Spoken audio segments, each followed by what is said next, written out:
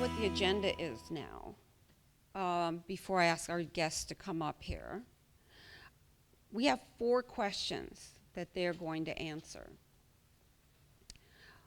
The first one is, of course, they're going to introduce themselves to each other and, of course, to you. They're going to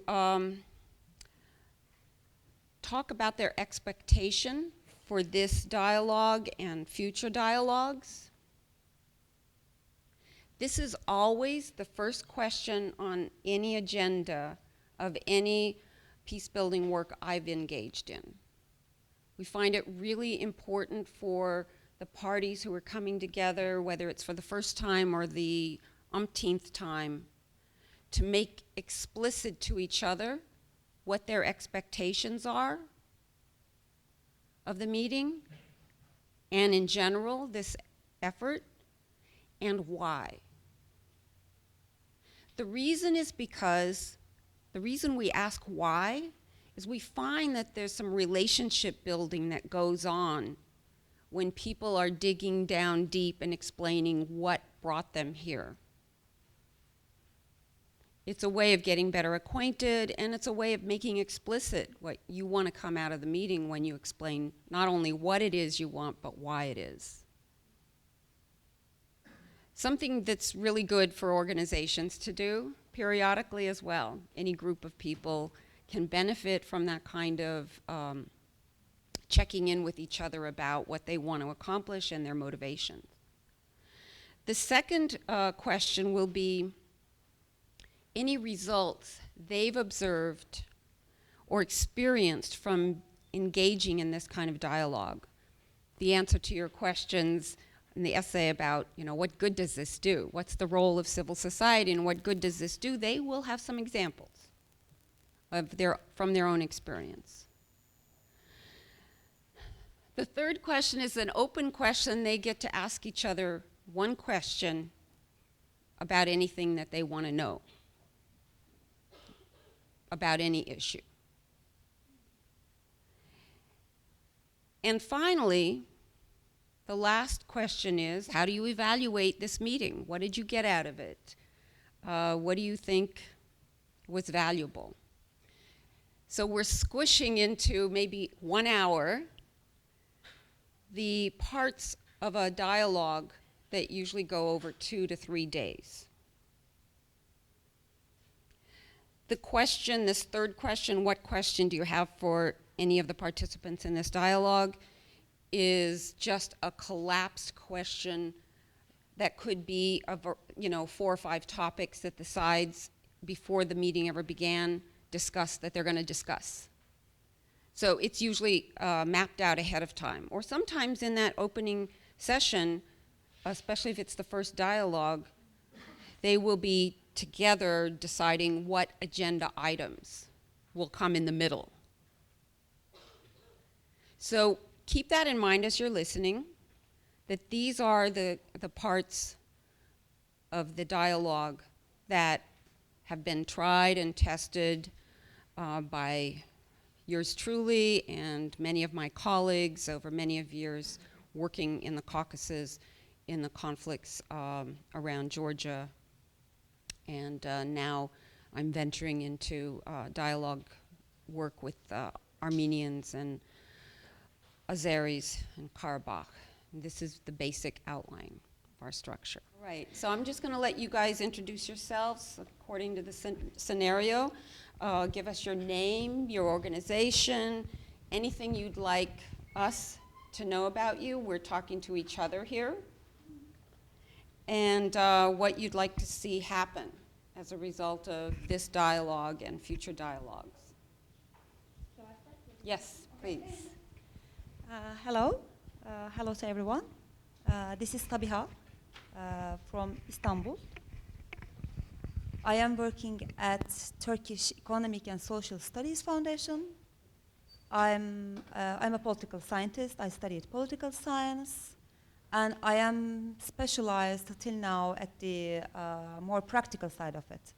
Since I have been working in this civil society organization for the last 11 years, almost 1/3 of my life. So it's an experience for me. And my expertise in that foundation is foreign policy, but when you say foreign policy, of course, it is a huge subject. If I put it as the way some of the issues on the agenda of Turkey's foreign policy and Turkey-Armenia relations is one of them. Besides this official introduction, something that I would say while talking about myself is I'm a soccer fan, which also helps me to understand some dynamics of the society from time to time. And can I look at the agenda? What shall I say? Sorry. Yeah, what would I like to happen to see as a result of this dialogue is, I think the major thing that I would like to see happen after we start and initiate this dialogue is joint ownership, the apparent joint ownership. Joint ownership. Apparently, there's a problem. There's an issue. Maybe is a more constructive way of putting it. We are all taking it from maybe similar sides, maybe different sides. But until now, what has been missing to me is that some joint ownership to tackle this issue. So this is one of the basic reasons why I am participating into this work, to be part of this ownership, to be part of your society, and to be part of, like my community, my society. That's it from me till now. For now. Thank you. My name is Levon Marashlian, and I teach at Glendale Community College full-time, many courses, and including Armenian history, Armenian diaspora, Russian history, Middle East politics, U.S. history, and U.S. government. And I also teach occasionally a course on modern Armenian history at UCI. And my background is that I was born in Beirut. We immigrated to the US in 1956, my whole family. And I was raised in Chicago and did not move to California until 1976. And before I went to, first let me say, I was in Vietnam in 1968-69, and that's where I learned as a soldier in Vietnam that governments and major institutions and companies often make decisions that lead to the loss of life and destruction for unnecessary reasons. I woke up during my year in Vietnam. When I returned, I went to school to University of Illinois in Chicago, and I got interested in this topic because an instructor, history professor at University of Illinois assigned us papers and to pick a topic. I picked the French Revolution. He got bored. He said, French Revolution, I'm tired of the French Revolution. You won't get a good grade because I'm an expert on the French Revolution. What you know, I'm not going to learn anything from your paper. It won't be a good grade probably. Why don't you do the Armenian question? Aren't you Armenian? I said, no, I don't want the Armenian question. He said, why? Before I answered, he said, I know. There's no Armenia. Nobody knows about it. Where there's France, big French Revolution, so important. And I said, yeah, I had no interest in things Armenian. Could you speak into the mic? And he basically bribed me. He said, if you do something on the Armenian question about which I know nothing, I won't even catch errors. There's a good chance you'll get an A. With the French Revolution, you'll probably get a C. That's how he sort of bribed me to get an A. I did a paper on the Armenian question, and I realized there's something very interesting here. A major injustice was committed, I learned, and I delved into it. After that paper, I got into it more, and eventually I came to UCLA to study at UCLA, and eventually I got my PhD in modern Armenian history and some other topics. And in terms of dialogue with Turks, I have at UCLA in the late 1970s, as a graduate student, I met Turks for the first time. My parents knew a lot of Turks, I met Turks for the first time. They were also students. And we organized, I forgot the exact year, something like 1978, something like that. We organized an Armenian and Turkish student gathering, a meeting. When Armenians heard about that I'm organizing this with another Turkish student, some Armenians said, what are you doing? Talking to them, what will it accomplish? And the Turkish students faced similar comments from their Turkish acquaintances.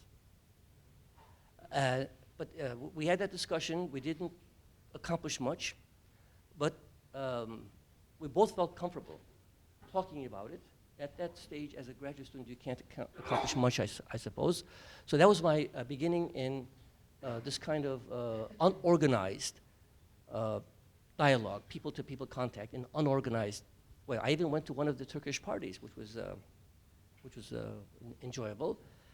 And I'll end with this, my next involvement in a dialogue situation was in 1990, the Turkish Historical Society, which is a government agency. It's not like the American Historical Association. It's an official government association, invited a number of Armenian historians to go to Ankara for the 11th Congress of Turkish History. It takes place every 4 years. And the other Armenian historians declined to go, and I accepted the invitation. And again, some people asked, why are you going? And your presence will be exploited, and so forth. But I took the chance, I went, and I don't regret it. And there I had a very pleasant conversation and dialogue with scholars and others. And they didn't change my mind, and I doubt if I changed their mind. But just the contact, I think, was fruitful, something to build on. Could you, before you stop, Levon, could you tell us what you expect out of this meeting? Out of this meeting, And future. This or in general, this meeting Both. or, but out of this meeting, I expect that you as students learn something about the issue, about this conflict that exists between Turks and Armenians. And I hope to hear my Turkish friends here. I know my former student, what she thinks. I'd like to learn how they feel, what they think.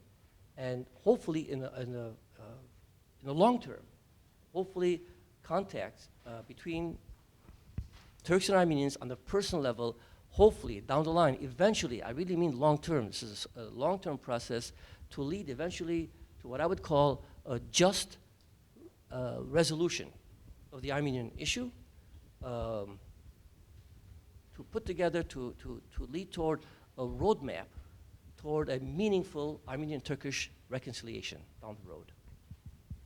Thank you. Hello everybody, my name is Aybars. I'm working with Sabiha at TESEV, a Turkish think tank. I'm also a PhD candidate, a political science PhD candidate in Istanbul. I'm working on Turkey's foreign policy towards the South Caucasus. So I did some research in Armenia, in Azerbaijan, and in Georgia. And I'm about to finish, hopefully, soon, my research. My experience goes back to my years at TESEV, to think that I'm working, actually.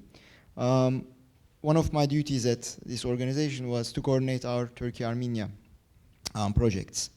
And when I first visited Armenia, it was in 2007, I think. It was long before the start of the rapprochement process between the two countries. And at that time, Armenia was a little bit unknown in Turkey. There was a debate about the 1915, the genocide, after 2005. Maybe you know there was a conference in Turkey about Ottoman Armenians, and there were huge reaction from the government against this conference. So this was one of the first moments that in the society we started really talking about, what happened in 1915. And of course, the assassination of Hrant Dink, the Armenian journalist, as you know, became also a turning point in Turkey. Anyway, when we went to Armenia, we didn't know, of course, what to expect in this country. Hostility, why not? because there are lots of prejudices, stereotypes. So it was, I went there with some mixed feelings actually. But what I observed over there was totally different. First of all, it was not an hostile environment at all. People were friendly. Most of them had a experience or had an heritage in Turkey. Most of them, their ancestors went after 1915, were forced to leave. They didn't go voluntarily, of course. I met lots of friends, very good friends actually. I mean, beyond my imagination, I can say. We realized lots of good projects over there. We monitored the rapprochement process. We published reports, etc. We tried to bring people from Turkey to Armenia. Journalists new, like young university students at your age, to be a part of this dialogue. The initial idea was really to contribute to this normalization of perceptions. Reconciliation is something that we can achieve in the long term in this process, I believe. This is my personal opinion. But societal reconciliation is a hard work to do because changing perceptions is not easy. Especially in such a difficult conflict, Both sides have narratives which are totally different from each other, and there is no common point, and in the near future there will not be any common point in these narratives, I think. So there's a huge gap. And despite this huge gap, how we can achieve reconciliation, how we can achieve normalization, this is a difficult job. Another difficult dimension of this, from Turk's perspective, from our perspective, that we were quite ignorant about 1915, about the genocide, what happened to Armenians, etc. This issue was a taboo topic. It is still like that, but I think we have achieved a lot in this.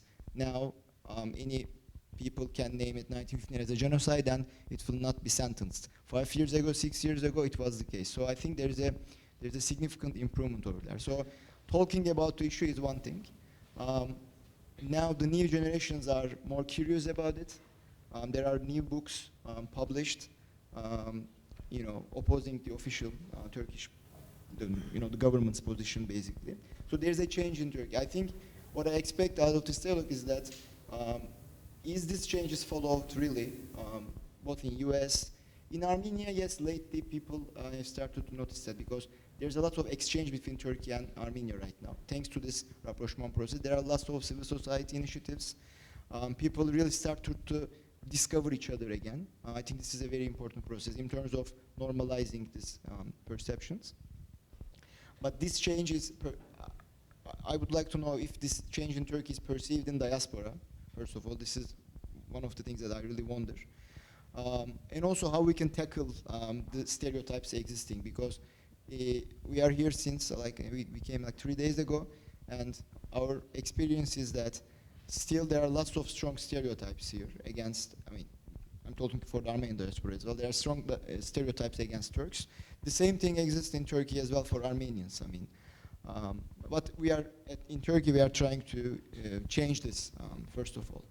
So one of the primary reasons that we are doing this is actually Turkey. There's a big perception problem in Turkey about Armenians. I'm using this example, but this is very relevant. The word Armenian was used as a curse in Turkey. If you say someone Armenian, he will be offended, and he can still be offended actually. So this is a very problematic thing, I think. So, but it is not. I think this has started to change. The media has started to change, and this is thanks to the rapprochement with Armenia. Media. Lots of journalists went to Armenia. They saw Armenians living there. And Armenia is a very close country to Turkey, but it was like, it was like it's impossible to achieve this country because of this whole isolation, etc. Now things are getting more normal, I think, but we need time for that. So, yeah, normalize common perceptions, then how to tackle stereotypes. This is, I would like to hear more. Thank you. Hello, my name is Nora and Injeyan. I'm actually a graduate student in the history program here. I just finished my thesis.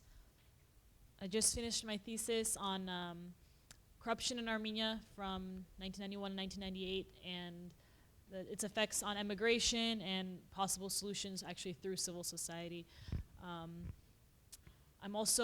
was a student in the Olive Tree Initiative, Turkey Armenian Olive Tree Initiative last year. So I had the chance to go to Armenia and Turkey. We actually went to TESEV last year. And that definitely changed my perspective, gave me new insight to this whole situation. I guess what I would like to see from this particular meeting is just mostly I would just like to see an exchange of information. These types of things don't happen very often. I would just like to hear what's going on in Turkey right now, and what, again, their opinions are of current Armenian-Turkish relationships, and also just what's actually happening in Turkey, obviously with the protests. So I would also like to hear how that might affect Armenians in Turkey as well.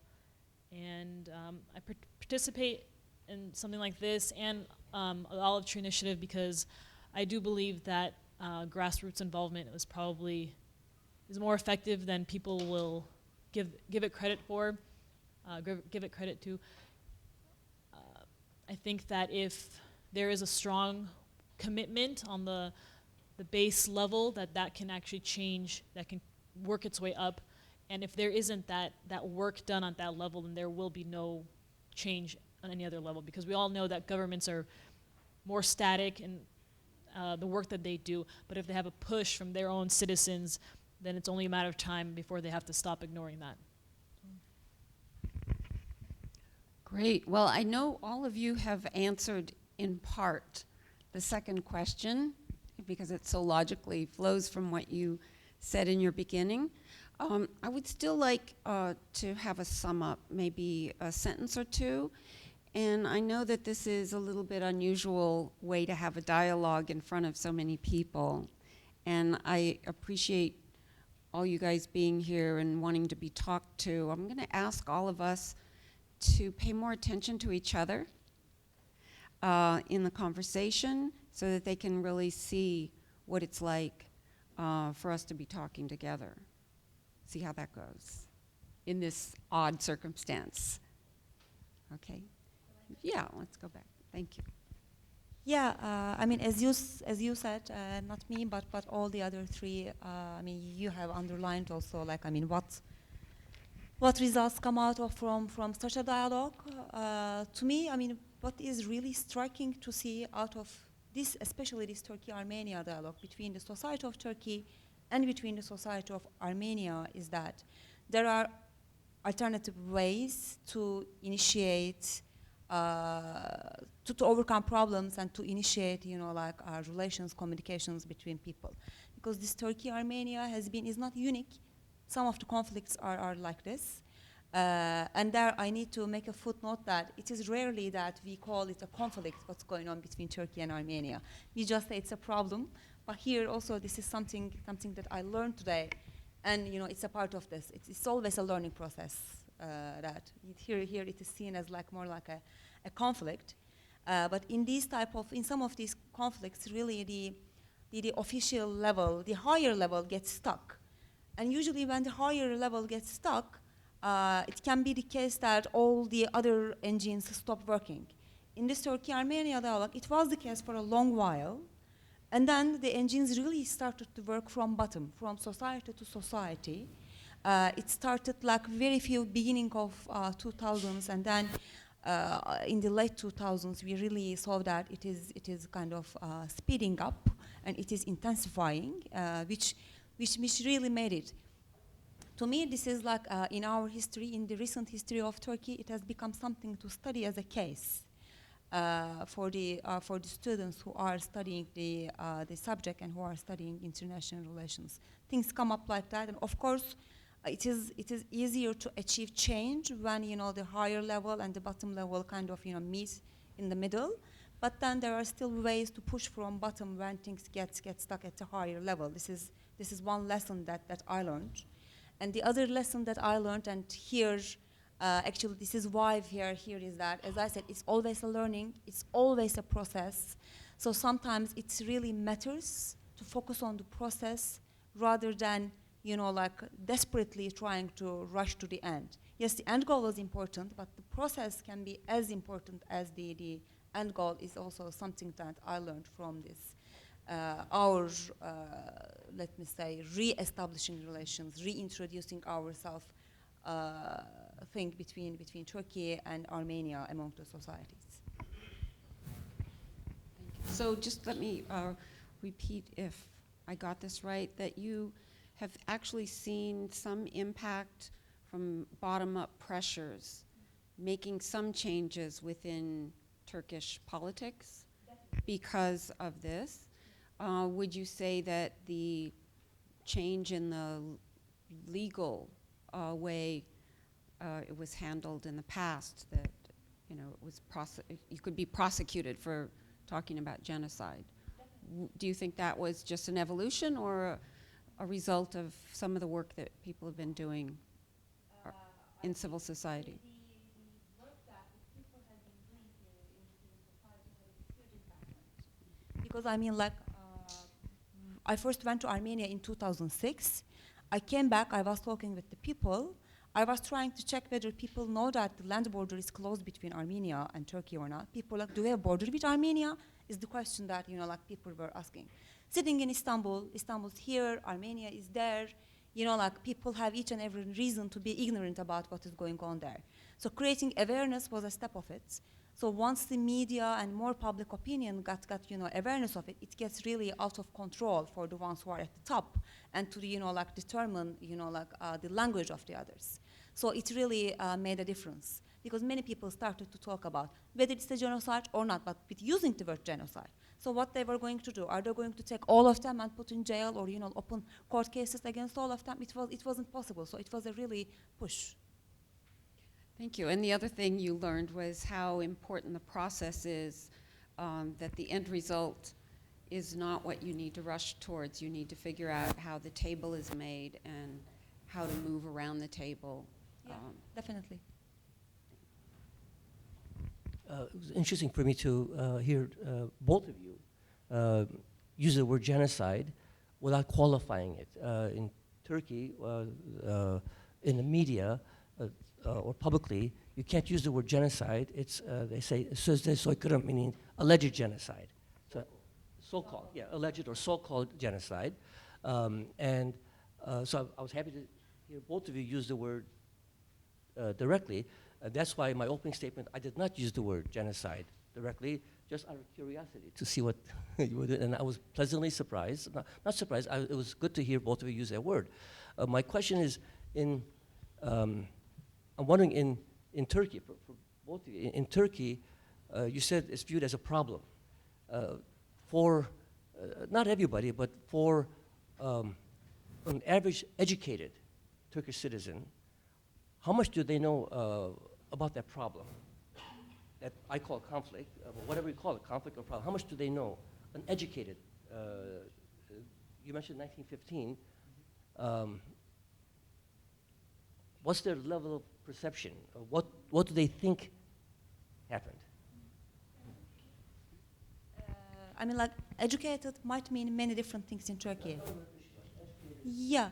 For example, I studied primary school, secondary school, high school. I attended to a university of 4 years. I studied political science at the university, a very relevant subject, and I didn't know about anything besides the official rhetoric of the state of Turkey till I went to the Netherlands, Leiden University, to have my master's. I would call myself before the master's as an educated person, but I didn't know about it. And I grew up in a family that was, open to many different things. At that time, they would really call themselves as the leftists, and at that time, in Turkey, left groups and, left position is a position, to be being more progressive, more challenging. But even, this wasn't an issue in our family. No one told me about it in our family. I don't remember one single conversation in our family discussing this. We had different conversations about the Cold War, before the Cold War, the capitalist system, socialism, and coup d'etats that take place in Turkey. What I don't remember a word. So educated might mean really something different in Turkey. But recently, since there are there's an easy way to access alternative sources and alternative ways of reading. It is becoming more easy, and more people are aware. But still, I mean, like, you can meet an average educated person and still says that, I don't know. Now, I've had that experience too. You're right that when you went outside of Turkey, that's when you're exposed to it for the first time. I know a lot of cases, Turks from Turkey that I know that they didn't hear about it until outside. If they heard about it at all inside Turkey, it was all, like you said, like a curse word or in a stereotypical fashion. So Levon, what was, and we can give you Yeah. a chance to answer that, but I'd like to get your idea of, you know, your own experience with the impact of your communication in college and then since then, working informally. Working informally, my experience has been limited to informed, no structure, no, except for the conference I went to, the Congress I went to in 1990. I can talk about that because that was structured. And over there, I delivered a paper on U.S. policy and the Armenian question, in which the genocide came up constantly. And in my opening statement, I used the word genocide. I said specifically that today, I said in Turkish, in my preface, I said today, among other things, I said, you may not like what I am going to say, but I hope you agree that you believe me when I say that my intention is to lead to an eventual rapprochement, and I mean Turkish reconciliation. That's my intention. And I said that as a result of the exile of my parents' families from our homeland in Anatolia, I'm forced today to speak in English because my Turkish is not as good as it should be. And I said specifically because of the Armenian genocide. And some people in the audience were, I guess they expected it, but still to hear it in Ankara, let's keep in mind, it's 1990. It's not like the generally progressive atmosphere that exists today. 1990 was a bit different in Turkey, as you know. And there was some discomfort, but during the question-answer period, there was a civil, professional dialogue, but still some questions from the audience were from educated, from journalists. Things like, there's never been they would say things like, there's never been ever an independent Armenia. One of the speakers, one of the Turkish speakers said that was her thesis, that Armenians have always been a minority inside other countries, other empires. And she said specifically, the closest thing they came was a baronluğu, like a principality in the southern part of Turkey called Cilicia, a principality. And she said specifically, there has never, ever been any independent Armenian kingdom or state ever in history, she said, emphatically. And in the audience, I noticed most of the Turkish audience, even though they're scholars, they didn't doubt her. But a couple of the scholars were shaking their heads, Turkish scholars. And one of the Turkish scholars, I don't want to give his name, but he got up after her presentation. He got up and he said something like this to her. He said, I want to say something. The topic is very sensitive, he said. And he turned to the audience, he said, especially to our graduate students here in the audience. He turned to her, he said, you can't just say Armenians are minorities who always stab their governments in the back. That's the impression she gave. Armenians are minorities, good businessmen, but disloyal, always stab their governments in the back. And he said, you can't say that. He said, Armenians, like Turks, like Russians, like Germans, he listed a bunch of people, have the right to struggle for their independence. You can't just go around simplifying like this. She looked uncomfortable, and some of the Turks in the audience seemed to be uncomfortable with him for saying that, but it was an interesting exchange. I could go on. So you see in the conversation, even when it's not meant to be a dialogue, you've experienced yes. transformation of individuals, or at least shaking up of people's Yes, I experienced a ideas. transformation because once people in the audience heard someone, in this case an Armenian, saying something new, some of them changed their opinion. So I saw a change in a small way. And what about in you? Did you feel like you got some knowledge from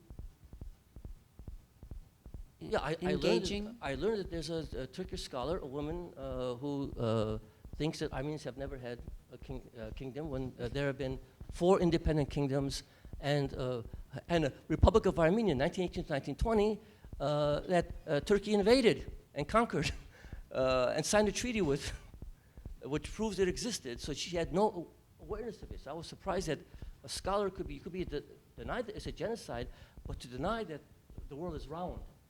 That amazed me a bit. Thank you, Levon. Aybars. What I would like to add is how much people are aware of this issue, the Armenian question in general, in Turkey.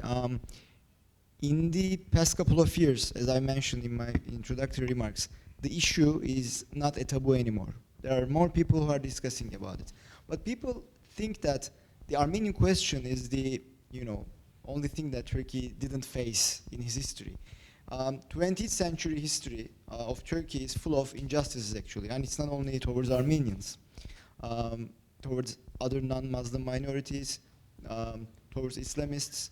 So there's lots of things that Turkey has to face and has started to face. So it's a process, basically.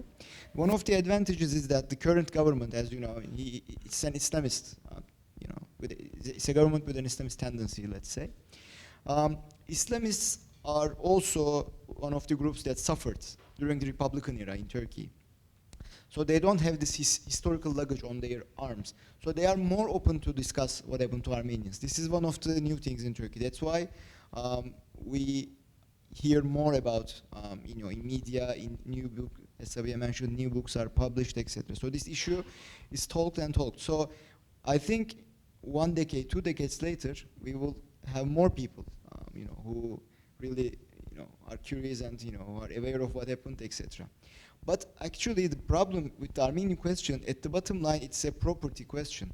So even though Turkey faces injustices made to Armenians, etc., even though Turkey recognizes the tragedy, etc., in terms of legal repercussions, there's a problem over there. Because, for example, your city, Maraş, Kayseri, Antep, Eastern Anatolian cities where Armenians were in majority in the past, all the local elites of these cities, all the local rich people in these cities became rich thanks to the exchange of properties and richnesses of Armenians who were kicked out of Turkey, basically. So at the bottom line, this issue will be a taboo topic. It will continue to be a taboo topic in that sense, because the property issue is a very crucial one. I know you studied the Cyprus question. One of the biggest obstacles in Cyprus issue is the property issue. It's not easy to solve it. So if there will be financial reparations, who will decide that? What kind of reparations? I mean, it's billions and billions, There is no end to that. So these kind of issues, I think we will discuss more in the future. But as of now, I think it's important to understand that there is a debate going on, and then people have started to really discuss this issue. So I will not say that, Armenians should be patient, etc. But Armenians should be involved in this question, I think. They should, especially the diaspora, I don't know, what do they feel about that? Should come more to Turkey, should come more to Anatolia, in their homelands, I will say. And engage in this dialogue, I think. So things will be different if more Armenians are involved in this process. This is my own personal experience. I would say in my comparatively smaller experience in this area, I would probably say the biggest, I don't know if it's a result, but conclusion maybe I have seen with this is that it is a process. It's very exciting to see all the changes happening right now, but I also think that, again, it's new, as you said, in Turkish history to even approach these topics, to even discuss it, and there's a lot of, again, from my experience, there's a lot of, antagonism towards discussing these. There is still some remaining, obviously. So I would say that it's I completely agree that Armenians should be involved in this and not just expect something to happen. I think that, that it's only through not only through, but the diasporan involvement in this process is necessary, and that's probably one of the only ways that's the people are going to change in Turkey or continue to change in Turkey. So, please. In the framework of our projects at TESEV, we organize Turkey-Armenia conferences in different cities of Turkey. We did one in Adana. Adana is one of the old Armenian cities actually. My father's home. Yeah, your father is from Adana. And we invited Armenians from Armenia to give a speech for most, and it was an audience like yourself actually, mostly university students, juniors, seniors. Like 150 people were present there. And then my friend was their professor, and she asked them to write their feedback on a piece of paper, and she collected them and gave it to us. Most of them underlined that we saw an Armenian for the first time in our life. Now we understand. I mean, even though they don't agree with the genocide issue, etc., they said now we can understand why you are using this word, etc. So this was a really important step. I mean, in Istanbul, etc., in the major cities, there's more awareness. But I think it's important to expand this dialogue. That is why I think it's important, for example, for Mr. Marashlian to come to Turkey, but not only to Istanbul, visit different cities. I think we should create occasions to meet young generation. I mean, this is how perspectives are changed, I think. So, what's going on? So,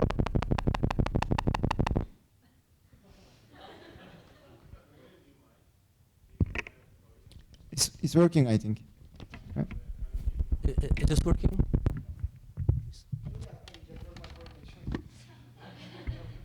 This isn't working? I think it's working.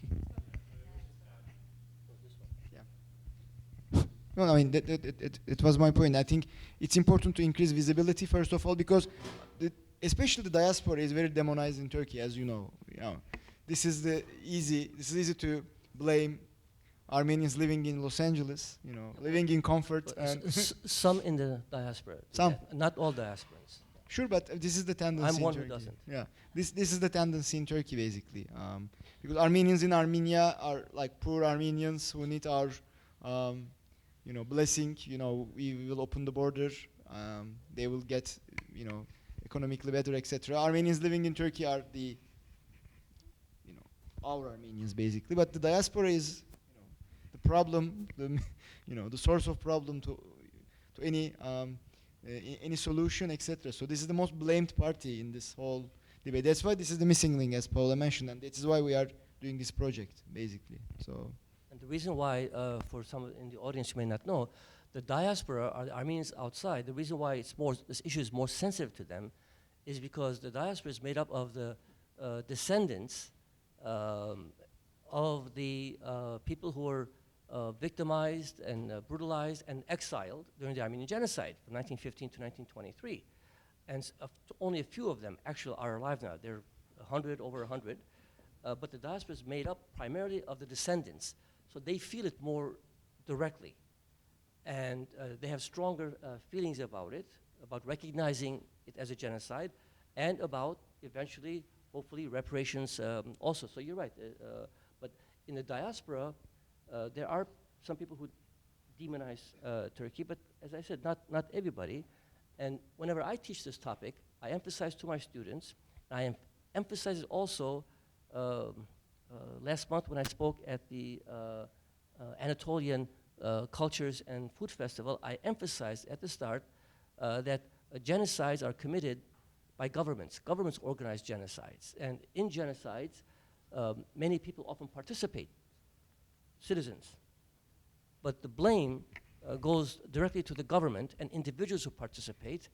And it's not right to blame a whole people for a genocide. People by themselves, a population by themselves, don't do genocides. It's governments that do it. So if it comes to demonization, it's not a good word, but when it comes to, let's say, conflict or hostility from the diaspora for mature, thinking, thoughtful diasporans, the opponent is the Turkish government. Today's Turkish government obviously did not commit the genocide, but the policy of denial denying the genocide makes today's Turkish government complicit in it by covering it up. And that's where When I said demonized, I said in Turkey the diaspora is demonized. I didn't say diaspora demonizes Well, yeah, Turkey. But in yeah, Turkey they demonize diaspora, and in the diaspora there are some who demonize Turkey, Turkey too, as well, to yeah. be fair, Yeah, yeah, yes. It goes both ways. And hopefully our dialogue, we stop demonizing and get to the truth and find a solution. Is there anything you'd like to add, Nora, to your experience maybe with Olive Tree Initiative and what you got out of the specific initiative that comes here in UCI, comes from UCI? I think what Olive Tree Initiative does is maybe to highlight, to really demonstrate how important it is. Because Olive Tree Initiative, yeah, it's a trip, but it's also weekly meetings. It's also sitting face to face.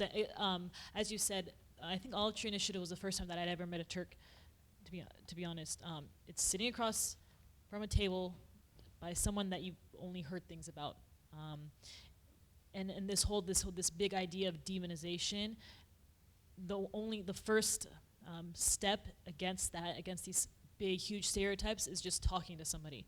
It's not, we didn't solve Turkey and Armenians' problems, but we met somebody who, again, as an Armenian, I heard that all Turks never think that genocide happened, but you sit across from somebody who said, yeah, the genocide did happen. Yeah, Turkey has to deal with these factors, and you can be a part of that.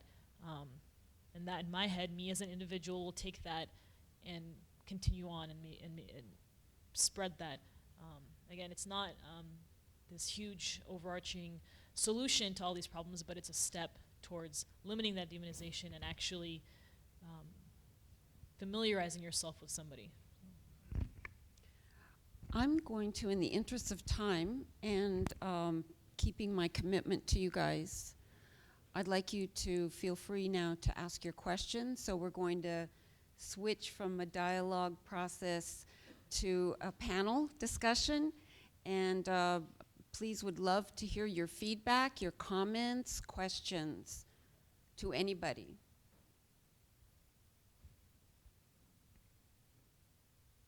Go ahead, Zach.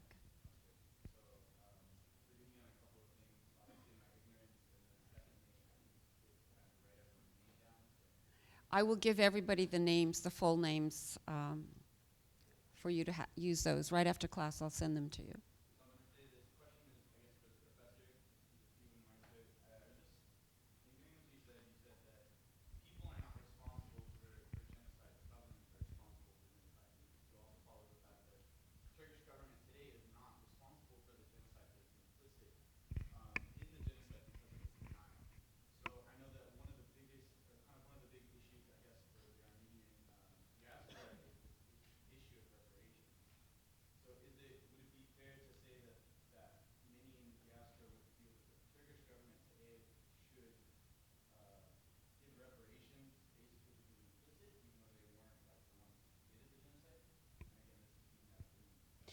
So because it's not getting on the video, I need to repeat very quickly. The question for the video was, should the Turkish government today, which did not give the orders for the genocidal attacks, should it be held responsible for reparations? Yes, because yes, because for two reasons. One is the word complicit is important. Today's government in Germany was not responsible for the Holocaust. They did not commit the Holocaust. The people who committed the Holocaust are gone. Same in this case, the Turkish officials who committed the Armenian genocide during World War I and a bit after, they're all gone. So today's actual officials in the Turkish government are not exactly directly guilty of killing. However, unlike the German case, the German government atoned, the post-World War II German government atoned for the crime of the previous government, paid reparations to Jews, and now there's no conflict, there's no Jewish-German conflict. In the case of Turkey, from 1919 onward, throughout, when the Turkish Republic of today was established in 1923, from the very beginning, there was a direct policy to deny that it's a genocide. A direct policy begun from the beginning. It became official policy, the official, you mentioned the word narrative, the official narrative. And one of the reasons for that policy of denying what happened to the Armenians was property, because some of the officials who were in the movement that created today's Turkish Republic, 1923, some of them were actually guilty of participation, and some of them took a lot of Armenian property. So consequently, you see the connection between this government and what happened in the past. In terms of property, there's another dimension to it that for Armenia, and when I say property, please don't think that I'm naive. I know how difficult it is to get reparations. I know it very well. Maybe it's impossible even, but it seems to me that some kind of reparation is essential to resolve this issue, because if I were a Turk, I would not feel comfortable if I just gave an apology for what my grandfather did and stole, especially if I'm sitting in a house that I got from my grandfather from money that he stole from Armenians who he killed. Levon. And one, very quickly, today's Armenia is in the situation it's in today, landlocked, very poor. The main reason why Armenia is in such a very terrible situation today, why so many people are leaving the country, the main reason is not the topic of Nora's paper, corruption. That's part of it. Armenians themselves are causing terrible situation in Armenia. But the main reason is the genocide itself. The genocide created today's tiny, landlocked, impoverished Armenia. So some kind of reparation is needed, not just for moral justice, but to allow Armenia to continue. Because without something material, in addition to an apology from Turkey, there's a danger that Armenia and the Armenian nation may disappear permanently. And that would be ethnocide. Thank you. So we have 4 minutes left. So I'd like to give one or the other of you a chance to respond to this, and then I have some concluding remarks I'd like to make. I mean, like, this is the story that I will do, you know, like, if not 100%, 90% will agree. One thing to keep in mind is that what happened in 1915 is something for an ordinary citizen of Turkey, is something very difficult to face. The society will not escape it, will not pass it, because now we are going down in the history. We started with what has happened in 1980, and even, you know, like 1997, you know, like all coup d'etats, etc. So it will come to 1915. It won't escape. Without that, it won't be a real peace with the history. But then maybe it might really help the society of Turkey, the people who are working on it, for the Armenia society in Armenia and the diaspora, also to maybe further democratize, and, you know, like, while passing this history to next generations, give them the real situation. I mean, why an ordinary citizen of Turkey doesn't know about it, or so you know, like, strongly reacts about it. That would really help, I would just say. To be continued. I want to thank you very much